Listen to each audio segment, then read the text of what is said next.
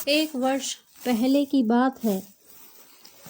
कलकत्ता के मछुआ बाजार की एक गली में एक भिखारिन चली जा रही थी। उसके तन पर गंदा और कई स्थानों पर बुरी तरह से फटा हुआ पुराना चूड़ीदार पायजामा और उसी तरह का एक कुर्ता था। माथे पर चद्दर के स्थान पर 2 हाथ लंबा और हाथ भर चौड़ा कपड़ा क्या चीथड़ा था। प्रातः 9-10 बजे का समय था। व्यापार जीवी अपने अपने धंधे की धुन में इधर से उधर और उधर से इधर आ जाकर गली के शांत हृदय पर अशांति का सिक्का बैठा रहे थे। एक नवयुवक मुसलमान को अपनी बगल से गुजरते देख भिखारिन ने सवाल किया, खुदा के नाम पर बड़े मियाँ कुछ रहम हो क्या? नवयुवक ने जरा गौर से सवाल करने वाली की ओर देखा। वह युवती थी। बड़ी भूख लगी है। युवक को रुकते देख भिखारिन ने अपने सवाल को दोहराया, कल से ही कुछ खाने को नहीं मिला है, कुछ मेहरबानी हो, खुदा आपको सलामत रखे। घर पर चलेगी? युवक ने भिखारिन से ऐसे स्वर में पूछा जिसमें दया से अधिक शोहदापन था। युवक की दुष्टता भरी आंखों और मुस्कुराते हुए मुख को देखकर भिखारिन के कपोलों पर सुर्खी दौड़ गई। उसने विनम्र भाव से उत्तर दिया, यही कुछ रहम कर दीजिए। घर पर चल तो सब कुछ किया जा सकता है, यहाँ नहीं, पास में पैसे नहीं हैं तो जाने दीजिए। किसी दूसरे दाता का दरवाज़ा खटखटाऊंगी। सामने एक मकान की ओर उंगली दिखाकर, यह मुसलमान का घर है। तो मेरे घर पर ना चलोगी? नहीं, जरा बतला दीजिए, यह किसी मुसलमान का घर है? नवयुवक मुसलमान ने भिखारिन को घर पर चलने पर राजी होते ना देख जरा चिढ़कर कहा, हाँ जाओ, वहाँ तुम्हारी खातिर हो जाएगी, मुसलमान का घर है। युवक आगे बढ़ा।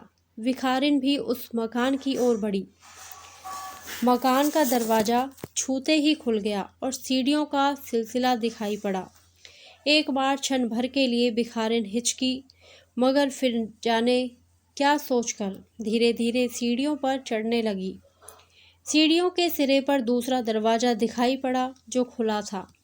दरवाजे से सटा हुआ साधारण ढंग से सजा एक कमरा था। आपस में सटी हुई 2-3 चौकियों पर गद्दे और सफ़ेद चादर बिछे थे और उस पर मनसद के सहारे बैठा कोई नवयुवक कुछ पढ़ रहा था। युवक लंबा, गोरा और सुंदर था। उसकी अवस्था 17-18 वर्ष की मालूम पड़ती थी। भिखारिन दरवाजे के पास चुपचाप खड़ी होकर युवक की ओर देखने लगी, मगर युवक को इस युवती भिखारिन के आने की कोई खबर नहीं। इसी समय मकान के भीतर से आवाज़ आई, राम, बाहर जाना तो मुझसे कहकर जाना, मैं दरवाज़ा बंद कर दूंगा। अच्छा बाबूजी, कहकर युवक ने अपनी गर्दन फेरी। दरवाजे पर जो नज़र गई तो देखा कि चीथड़ों में लिपटी हुई लक्ष्मी सी सुंदरी कोई स्त्री खड़ी है। यह रूप, यह वेश, माजरा क्या है? युवक बिना हिले डुले चुपचाप उस युवती की ओर देखने लगा। युवती के कपोल रूखे थे मगर थे गुलाबी, होठ सूखे थे मगर थे सरस। उसकी आँखों की चारों ओर कालिमा थी मगर आँखें बोलती थी। गंदे और फटे कुर्ते और पाजामे के बाहर उसका चंपक वर्ण शरीर देखने से मालूम पड़ता था मानो सौंदर्य फटा पड़ता है। क्षण भर मुग्ध दृष्टि से उस भिखारिन के सौंदर्य को देखने के बाद युवक को कर्तव्य का ज्ञान हुआ। वह जरा संभल कर बैठ गया। उसने उस मुस्कुराहट के साथ जिसे हृदय अधिक देखता है, आंखें कम, उससे पूछा, क्या है? उसी स्वर और उसी भाव से भिखारिन ने भी पूछा, तुम मुसलमान हो? भिखारिन का तुम असभ्य था, धृष्ट था, मगर युवक को वह बड़ा ही प्यारा मालूम पड़ा। उसने उत्तर दिया, मैं मुसलमान नहीं, हिंदू हूँ। क्यों, नहीं तुम मुसलमान हो, कहकर भिखारिन मुस्कुरा पड़ी। युवक चौकी से नीचे उतर भिखारिन के सामने दरवाजे के पास जा खड़ा हुआ और कहने लगा, आखिर तुम्हें चाहिए क्या? भीख? पैसे? तुम भीख मांगा करती हो? तुम्हारी जात क्या है? देखते नहीं हो मैं मुसलमान हूँ? कहाँ घर है? लखनऊ। यहाँ कलकत्ता में क्या करती हो? भीख मांगती हूँ। भिखारिन युवक के प्रश्नों का ढंग और उसके चेहरे का उतार चढ़ाव देखकर हंसने लगी। कुछ देते हो? भिखारिन ने युवक से पूछा। क्या लोगी? जो दे दो। अच्छा जरा ठहरो, बाबूजी को बुलाता हूँ, वही देंगे। तब मैं जाती हूँ, तुम्हें कुछ लेना देना नहीं है। भिखारिन एक सीढ़ी नीचे उतर गई, मगर लीला से आंखें ऊपर चढ़ाकर। युवक ने उसे पुकारते हुए कहा, जाना नहीं, जाना नहीं। एक बार बाबूजी से पूछ लो, फिर तुम्हें कुछ ना कुछ दूंगा, जरूर दूंगा। नवाबजादी।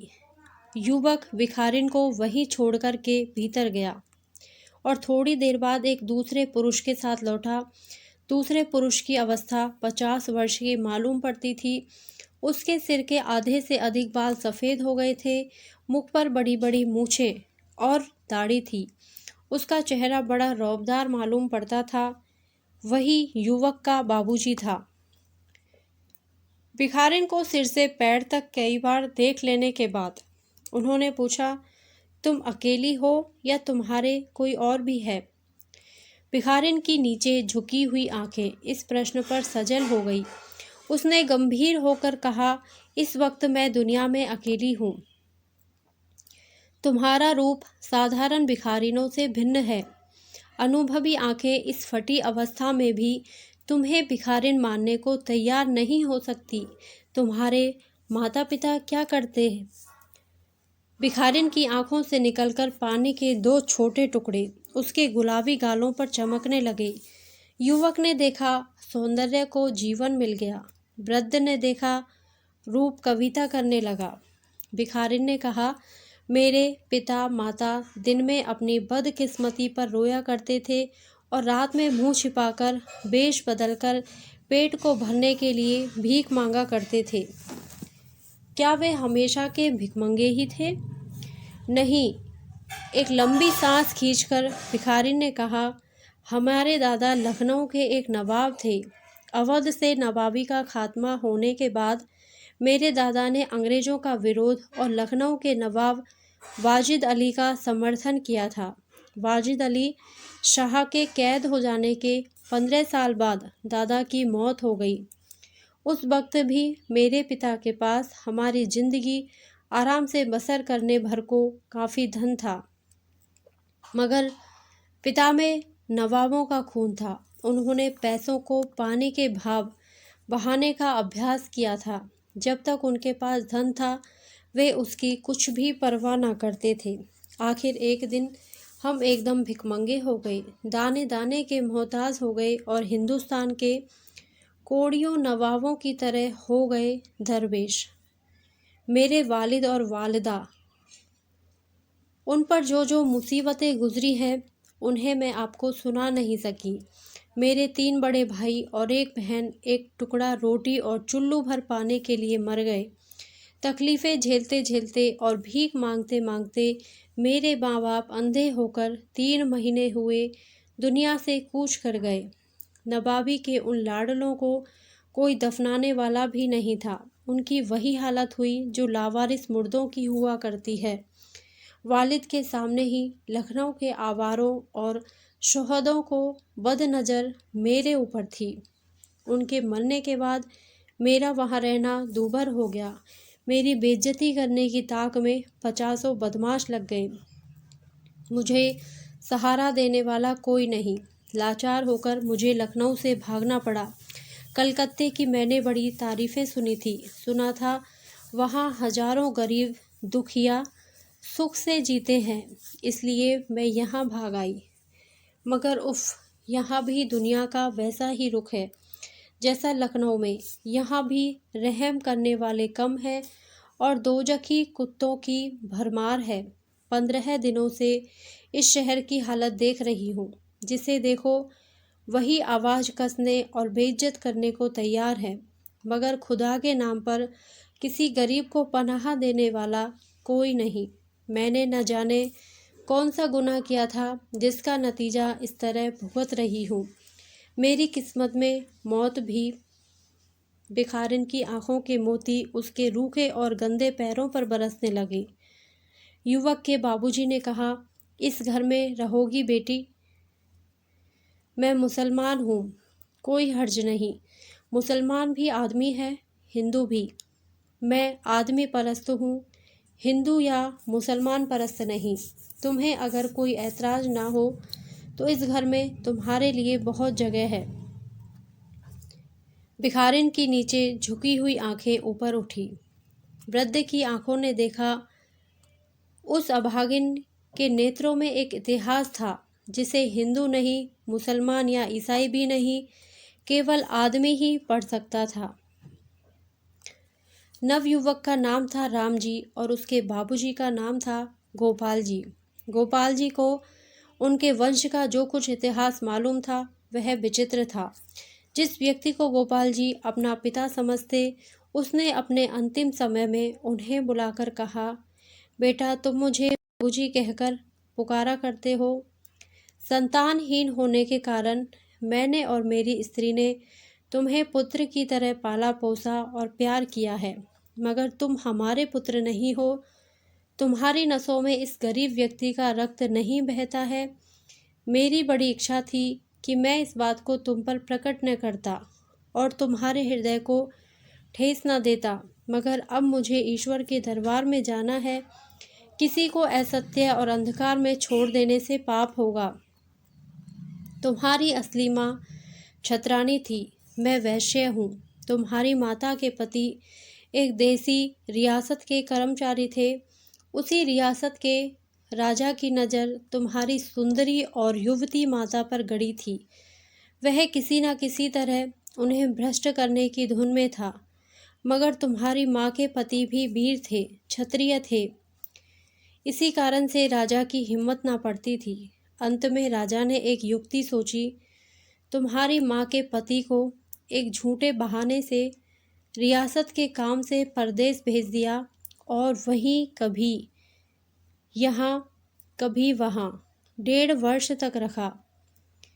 पति को विदेश भेज उसकी पत्नी को महाराज ने पहले तो सीधे से लालच दिखाकर और भय दिखाकर अपने काबू में करना चाहा, मगर जब युक्ति से उनकी दाल न गली, तब एक रात अपने गुप्त कर्मचारियों को भेज उन्होंने जबरदस्ती घर से पकड़वा मंगवाया। किसी को कानों कान खबर भी ना हुई। उसी दिन से तुम्हारी माता के पतन का आरंभ हुआ। फिर वह बिना किसी तरह के ऐतराज के महाराज की सेवा में बराबर जाया करती। आखिर तुम्हारी सृष्टि हुई। मैं रियासत का 10 रुपये महीने का एक साधारण कर्मचारी था।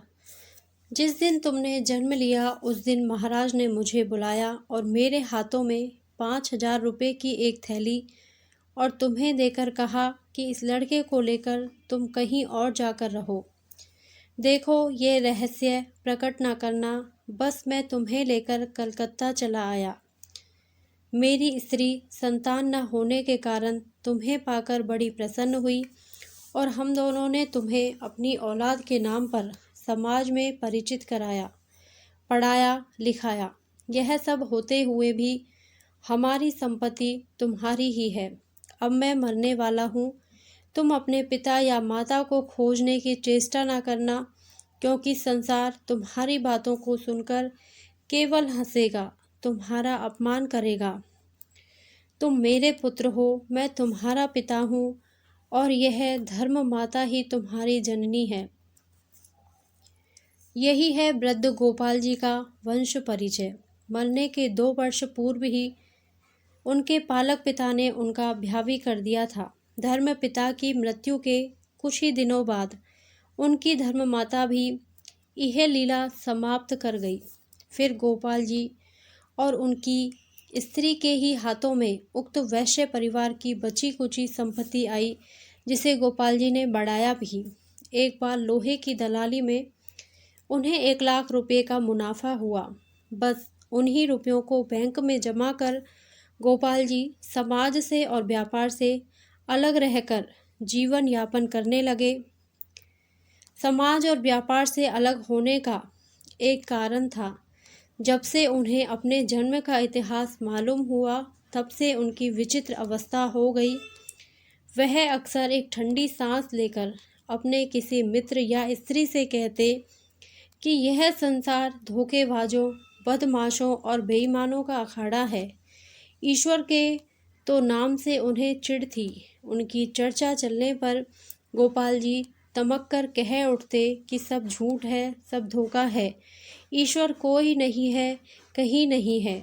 गरीबों और मूर्खों पर अपनी हुकूमत कायम रखने के लिए अमीरों और दुनिया को नरक बनाने वाले समझदारों की अकल ने इस ईश्वर की रचना की है। सब झूठ है, सब धोखा है। गोपाल जी के हृदय की इस स्पष्ट तस्वीर को देखने के लिए समाज तैयार नहीं हुआ। एक बात और भी थी, केवल मानव धर्म के पुजारी गोपाल जी किसी भी जाति के किसी भी आदमी के हाथ से खाना पानी ग्रहण कर लेते थे। यह समाज के लिए असह्य था, मगर गोपाल जी अपने धर्म के पक्के थे। वह समाज की उपेक्षा को उपेक्षा की दृष्टि से देखते और समाज के ढोंगी कर्णधारों से नफरत करते थे। वृद्ध गोपाल जी की नज़रों में धर्म तुच्छ था, धन तुच्छ था, ढोंगियों का समाज तुच्छ था, मंदिर मस्जिद और गिरजे तुच्छ थे और परम तुच्छ था उक्त सारी खुराफातों की जड़ ईश्वर। उनका हृदय आंसुओं के आगे पिघल उठता था, दुर्बलों पर द्रवित होता था। संसार के कमजोर और अपमानित, दरिद्र और पतित उनके ईश्वर थे। मनुष्यत्व उनका धर्म था। राम जी जिस समय 5 वर्ष का अज्ञान बालक था, उसी समय उसकी माता गोपाल जी की पत्नी का देहांत हो गया। तब से बराबर गोपाल जी के ही प्रेम से उसका पालन पोषण हुआ। पिता का पुत्र और पुत्र का पिता पर अलौकिक प्रेम था। स्त्री का देहांत हो जाने के बाद चाहते तो गोपाल जी दूसरी शादी कर सकते थे, मगर उन्होंने वैसा नहीं किया। उनका कहना था कि विवाह का मुख्य उद्देश्य प्रेम होना चाहिए, वासना नहीं। स्त्री के न रहने पर भी उनके प्रेम का पात्र उनका और उनकी पत्नी का सम्मिलित स्नेह चित्र राम जी तो था ही, पर दूसरा विवाह करने की क्या आवश्यकता।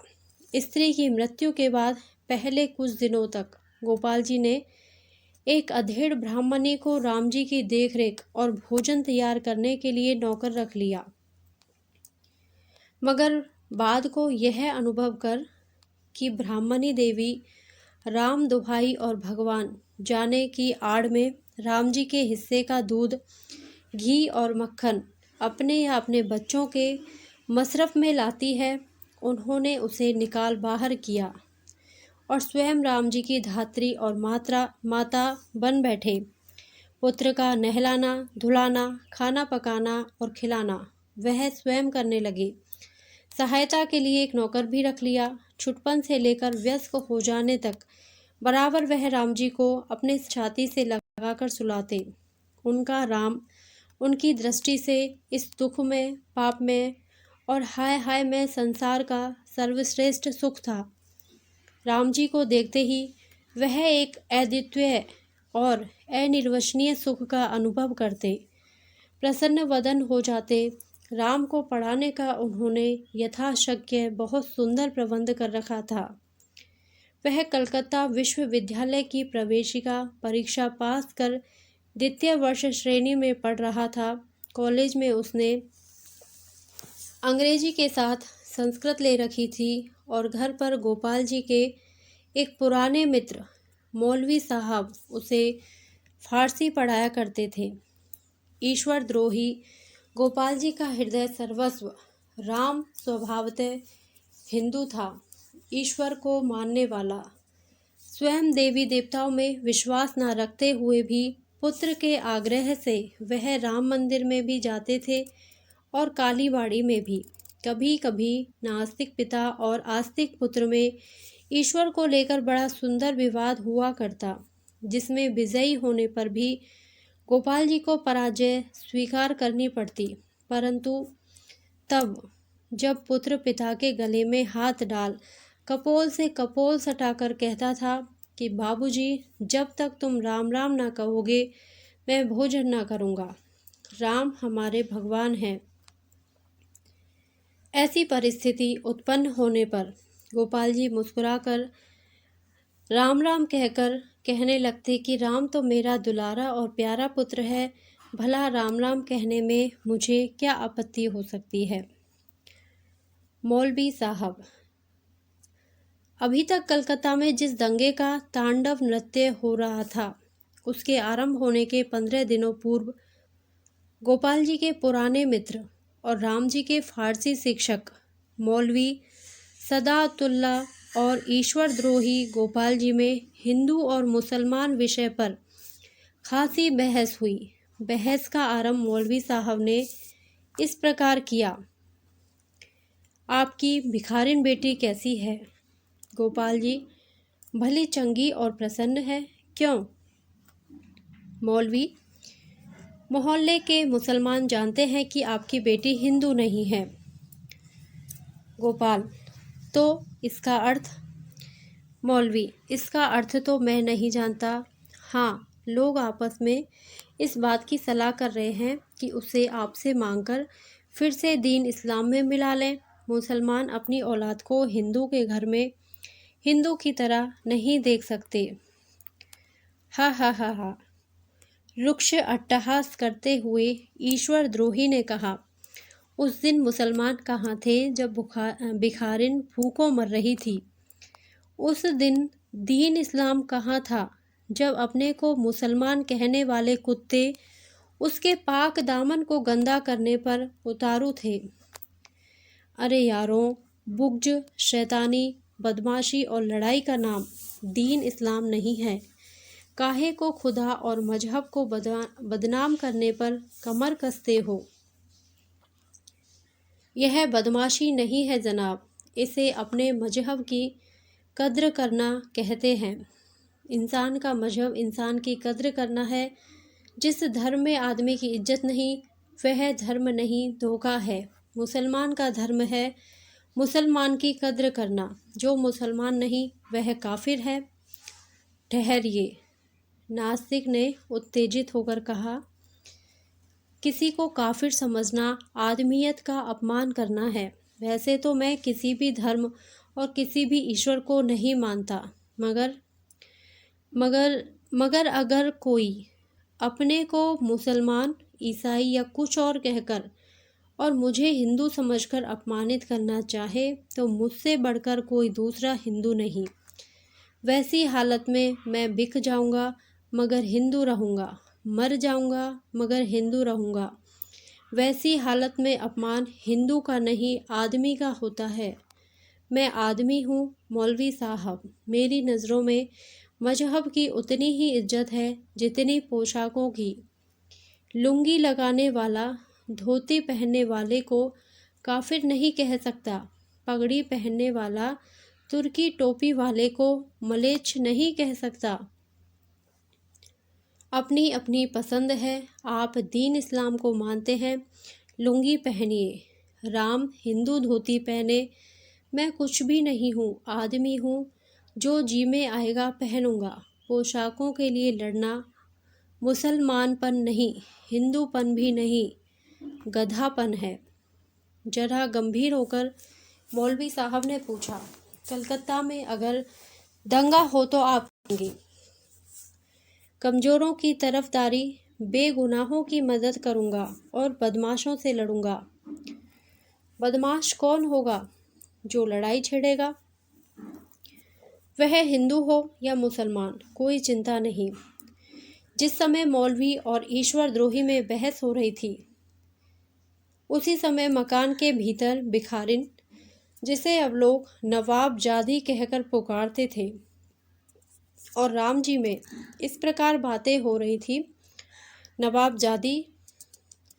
नवाबजादी के मालिक आका, मुझे मालिक क्यों कहती हो? मुझे नवाबजादी क्यों कहते हो? तुम नवाबजादी नहीं हो, तुम्हारे दादा नवाब नहीं थे। तुम मेरे मालिक नहीं हो, तुमने मुझे पनाह नहीं दी है। अच्छा भाई, तुम नवाबजादी नहीं, तुम हो। अच्छा भाई, तुम भी मालिक नहीं, तुम हो। तुम तरकारी लाने ना जाया करो। क्यों? मछुआ बाजार के मुसलमान तुम्हें हिंदू के घर से निकालने की धुन में हैं। वाह रे, निकालने की धुन में है। अंग्रेजी राज नहीं, नवाबी है। अच्छा, तुम मुसलमान क्यों नहीं हो जाती? तुम मुसलमान क्यों नहीं हो जाते? मैं हिंदू हूँ और हिंदू रहने में फ़ख्र समझता हूँ। मैं भी हिंदू हूँ और हिंदू रहने में फ़ख्र समझती हूँ। जिस धर्म में बाबूजी जैसे लोग हों और तुम हो, वह धर्म मेरी नज़रों में दुनिया के सब धर्मों से बेहतर है। दुनिया की नज़रों में तुमने हमें मुसलमान बना दिया है और तुमने हमको हिंदू नहीं बना दिया। तुमने श्रीमती तुम के मुख पर हाथ रखकर श्रीमान तुमने कहा चुप। श्रीमान तुम के मुख पर हाथ रखकर श्रीमती तुमने कहा चुप। दंगे में कलकत्ता के दंगे का तीसरा दिन था। वृद्ध गोपाल जी अपनी उसी बैठक में उदास मुँह बैठे थे जिसमें राम जी और भिखारिन की प्रथम भेंट हुई थी। भिखारिन नवाबजादी भी गोपाल जी के सामने कुर्सी पर बैठी थी। उसके मुख से भी उदासी और अप्रसन्नता फूटी पड़ती थी। बेटी, वृद्ध ने रुद्ध कंठ से कहा, मेरा राम आर्य समाज का जुलूस देखने केवल 1 घंटे के लिए गया था, मगर अभी तक नहीं लौटा। जरूर उस पर कोई ना कोई विपत्ति पड़ी है, नहीं तो बिना अपने बूढ़े बाप के राम को चैन नहीं पड़ता। इसी समय किसी ने दरवाज़ा खटखटाया। नवाबजादी द्वार खोलने के लिए उठी, मगर बूढ़े ने रोका। तुम न जाओ नवाबजादी, मुमकिन है कोई बदमाश हो, मैं ही जाता हूँ। दरवाज़ा खोलने पर गोपाल जी का नौकर नंदन भीतर आया। उसके चेहरे पर हवाइयाँ उड़ रही थी। वह इतनी लंबी लंबी सांसें ले रहा था मानो एक सांस में भागता हुआ आया है। वृद्ध ने पूछा, क्या खबर है नंदन? राम का कुछ पता चला? नौकर नीचे सिर करके चुपचाप खड़ा हो गया। बोलता क्यों नहीं रे, मेरा राम कहाँ है? नौकर रोने लगा। गोपाल जी का चेहरा नौकर की हालत देखकर काला पड़ गया। उन्हें ऐसा मालूम पड़ने लगा मानो उनके ऊपर क्षण भर बाद निश्चित वज्रपात होने वाला है। नंदन, नंदन, बोलता क्यों नहीं? वह कहाँ है? नवाबजादी ने रुद्ध कंठ और भयभीत हृदय होकर पूछा। नंदन ने धीरे धीरे कहना आरंभ किया, बाबूजी, राम भैया को इस बार भी वह बात पूरी ना कर सका। अब की जरा डपट कर गोपाल जी ने पूछा, साफ साफ क्यों नहीं कहता बेवकूफ? नंदन ने अपनी सारी शक्ति मुख में एकत्र कर साफ साफ कहा, उस दिन जब आर्य समाज के जुलूस पर मुसलमानों ने धावा किया और हिंदुओं को खूब पीटा, तब राम भैया को उनके एक मित्र जो अफीम चौरास्ते पर रहते हैं, उन्होंने अपने घर पर रोक रखा। दूसरे दिन मुसलमानों की ज्यादती बढ़ती देख उनके मित्र और वह अनेक दूसरे हिंदुओं के साथ मुसलमानों का सामना करने के लिए निकले। उन लोगों ने कई जगहों पर मुसलमान गुंडों का सामना किया, उन्हें हराया और मार भगाया। आज सुबह राम भैया आपसे मिलने के लिए वहां से इधर को आ रहे थे। उसी समय एक मुसलमान गुंडे ने उनके पेट में छुरा भोंककर उन्हें मार डाला। इसके बाद उनका क्या हुआ वह मुझे मालूम नहीं। इतनी खबर भी बड़ी मुश्किल से मिली है। उन्हें मुसलमानों ने मार डाला? उन्हें कहकर नवाबजादी फूट फूट कर रोने लगी, मगर गोपाल जी गंभीर थे। उनकी आंखों में आंसू नहीं, चिंगारियां थी। क्षण भर बाद वह अपने स्थान से उठे और नौकर से बोले, घर में जितने शस्त्र हों मेरे सामने लाओ। थोड़ी देर में 2-3 डंडे, 2 तलवारें और एक तमंचा गोपाल जी के सामने नौकर ने ला रखा। वृद्ध ने पहले तलवार को उठाकर 1-2 बार घुमा फिराकर अंदाजा, इसके बाद कपड़े पहनना आरंभ किया। कपड़े पहनते पहनते उनकी नज़र रोती हुई नवाबजादी पर पड़ी। उन्होंने कहा, बेटी, अब यह घर तुम्हारा है। मैं अपने राम की तलाश में जाता हूँ। अगर मिला तो लौटूंगा, नहीं तो यह हमारी आखिरी भेंट है। गोपाल जी की ओर अश्रुपूर्ण रक्त नेत्रों से देखकर नवाबजादी ने कहा, मैं भी चलूंगी। तुम कहाँ चलोगी? उन्हें ढूंढने। बड़ा मुश्किल काम है नवाबजादी। तुम औरत हो, मेरे राम को मेरे हिस्से में छोड़ दो, मैं ही ढूंढूंगा। नहीं, यह कदापि नहीं हो सकता। जहाँ आप होंगे वहीं पर मैं भी होंगी। ठहरिए। नवाबजादी घर के भीतर गई और थोड़ी देर बाद मर्दाने कपड़े पहन और हाथ में एक लंबा छुरा लेकर वृद्ध के सामने आई। नवाबजादी के मर्दाने कपड़े वही जिन्हें राम जी पहना करता था।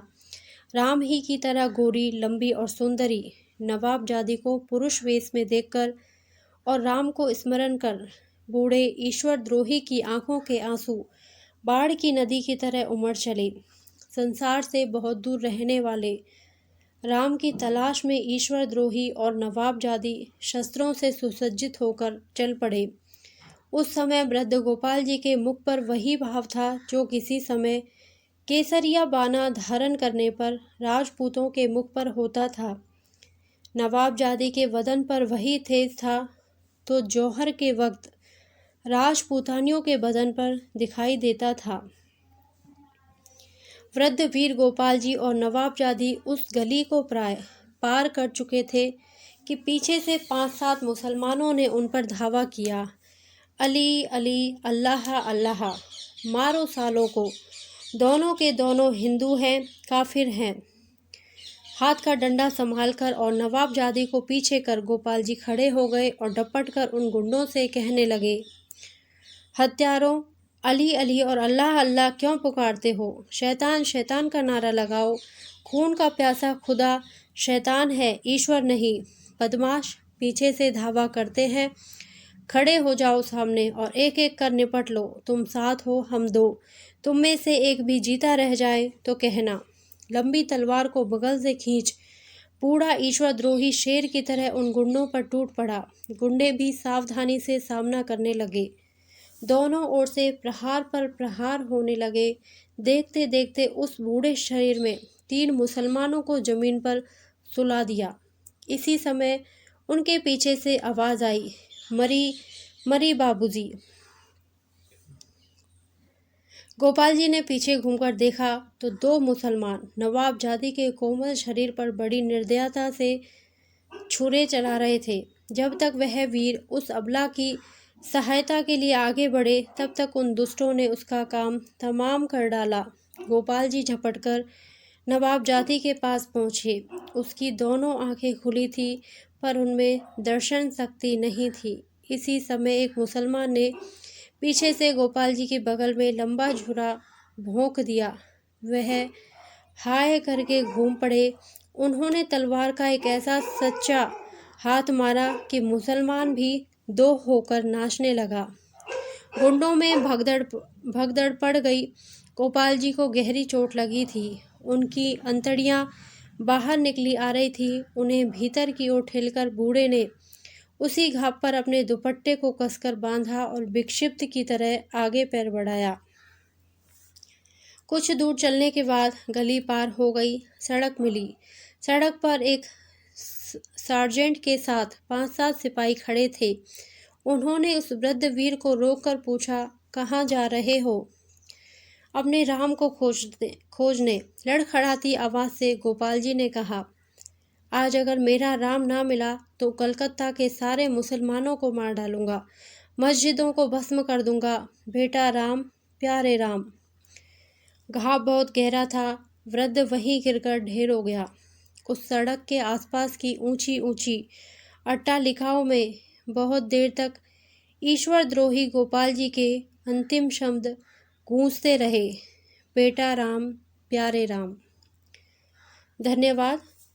यदि आपको ये कहानी अच्छी लगी हो तो प्लीज़ मेरे वीडियो को लाइक करें, शेयर करें और मेरे चैनल को सब्सक्राइब करें। Thank you.